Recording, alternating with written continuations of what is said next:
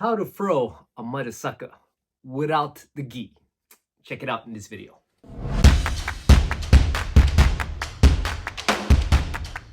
What's up guys, Nguyen, OG Fitness. Welcome back to the channel. If you guys are new, this channel is about fitness for martial arts for older guys. So in this video, we're going to talk about how to throw somebody if they don't have the gi on or a jacket. So there was two guys who in the community who asked me this question. One of them was like, hey, like what kind of grips would I use if I don't have the jacket to throw somebody, judo style, right? And then the other one was like, what throws would I use if my opponent, my attacker on the street didn't have a jacket? So we're gonna address those two things here. And for those of you guys who don't know me yet, I'm a black belt in judo, a blue belt in BJJ, been doing martial arts my whole life, and I'm 44 years old, hence OG Fitness.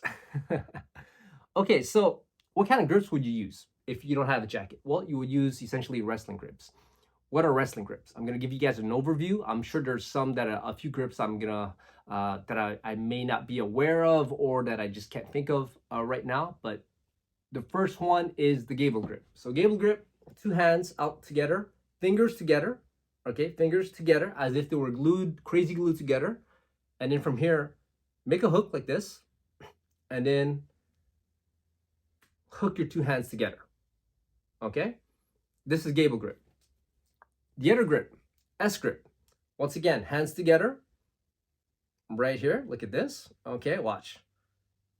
It's kind of an S, so then S grip, right? And then the other one is the seat belt. So seat belt, watch, two hands together, one over the other, grab it, close this one here and this one here, and there you go. This is the seat belt, right? And the seat belt, because you tend to get the person's back and seat belt them like this, but I mean, you can use this as well for any other type of position, grip, right? Like if you want to grab the leg, the body lock, you know, you could do this, you could have this grip as well. And then the other one, let's see here. Oh yes, underhooks. Underhooks are very important when you don't have the jacket.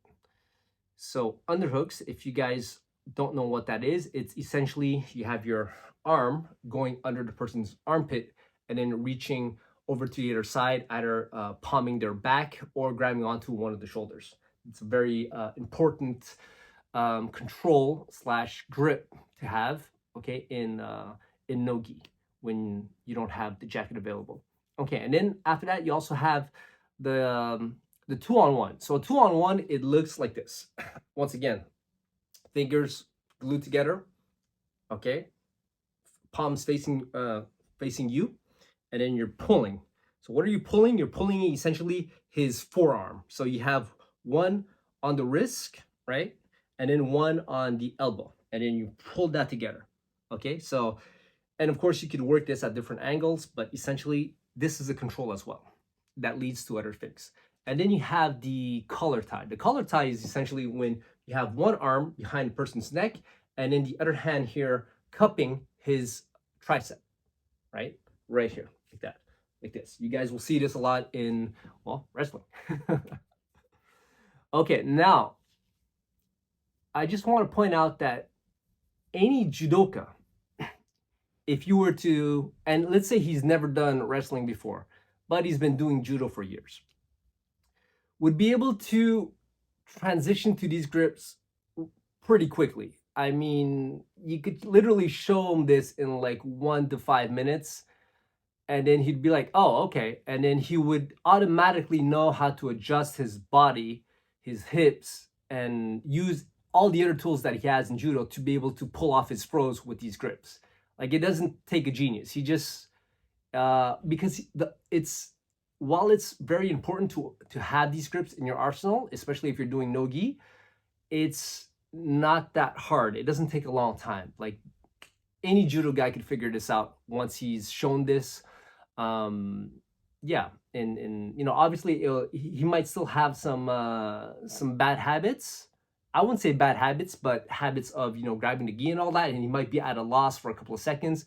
But then once he, the more he plays with it, the more he does his randoris without a gi or does wrestling and all that, like it comes really quick. Like I've seen guys like it's it's no big deal. They do very well. They transition over very well to, you know, wrestling and no-gi, you know, jiu-jitsu and all that. And yeah, without the gi. So it's really no big deal, right? Okay, now let's go on to my favorite throws if I were to throw somebody on the street that doesn't have a jacket. Me personally, I like Osodo, okay, Osodo Gary. I like Harai Goshi. Now, and I also like Ogoshi.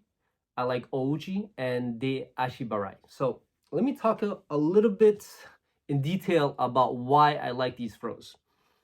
Okay, Osodo Gary. Osodo Gary is essentially, for those of you guys, well, I'm gonna assume that you guys know what I'm talking about, more or less, okay? But me, if I were to do Osodo Gary, well, I would grab the guy's tricep, right? And then boom, clothesline. And then use my right leg and cut that leg out from under him. Okay, so that's how I would do it. For Harai Goshi, then I would grab on, once again here, I would cup the tricep. And then either I would have the underhook or I would have like a headlock, right? So it would look like a head and arm throw, kind of. Yeah, it would look like a head and arm throw. And yeah, that would be the grips I would use. So it would be a very easy transition. And then Ogoshi is essentially a big hip throw. So I would have, once again, I could have his wrists or I could be clinched up. I can control his tricep here, underhook, boom, past my hip, he's going for a ride. Ouchi, because if I'm close and I clinch up to the guy, I could do that big inner reap, right? And you know, make him land on his ass.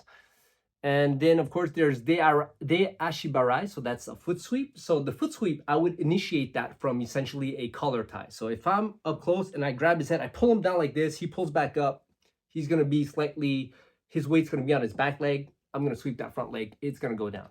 And those are my favorite throws, and those are the reasons why I would, well, my favorite throws that I would execute if it was no-gi, because I wouldn't have my grip, so it would be a little bit different. And it's a very easy transition to me. Like I wrestle too, guys. So I wrestled for maybe about something like 2 years, right, at my judo club, at my last judo club when I was in Montreal. So these things to me like actually come very naturally at this point. Yeah, so I don't even have to think about it. Like I can wrestle and I can judo and I can BJJ.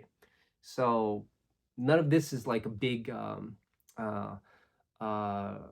it doesn't require any thinking on my part when I have to do what I have to do, right? If I'm grappling in a grappling situation. And a grappling situation can be in a fight as well. Like if I'm in a self-defense situation, like once I get into those positions and once I start grappling with the person, we're not throwing hands or feet, we're at a distance where we're you know, body to body, like instincts, trained instincts kick in, and I'll know what grips to use and what kind of controls and all that, you know, to keep myself safe and to get my throws off. So that's it for this video, guys. If you like this, don't forget to subscribe and of course share, and it helps me grow the channel, so I really appreciate that. And I'll see you guys in the next one. If you guys have any questions, yeah, let me know down below. If you want to ask me a question directly, follow me on IG. And that's it for this one, guys. So until the next one, peace.